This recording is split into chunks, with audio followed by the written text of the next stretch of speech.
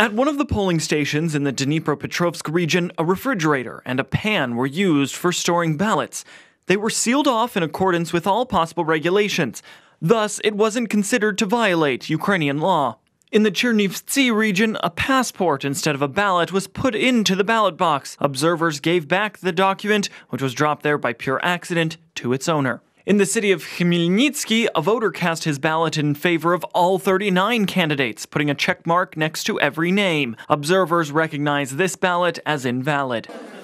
In the Sumy region, a voter attempted to take his ballot out of the polling station in his mouth. Observers stopped him in time.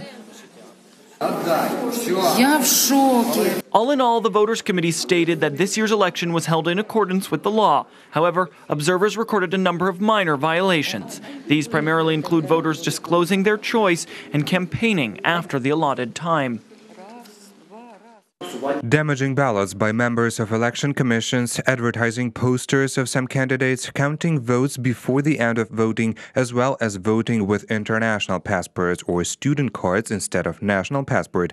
These violations, however, were sporadic. International observers recognize the elections in Ukraine as transparent and fair. The Canadian observation mission assessed the voting process to be good or very good in 97% of polling stations.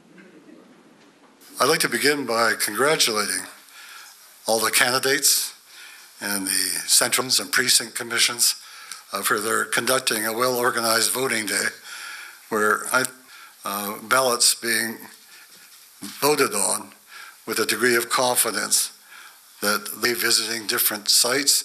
And in each case, the response back was that people felt that the system was working.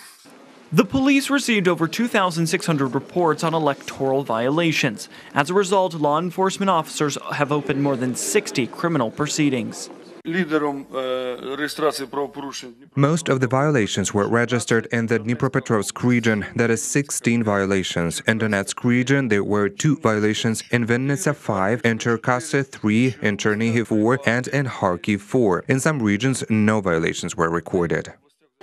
The Internal Affairs Ministry of Ukraine noted that most of the violations were prevented in time. Reported by Lyubov Zadorozhna, UATV.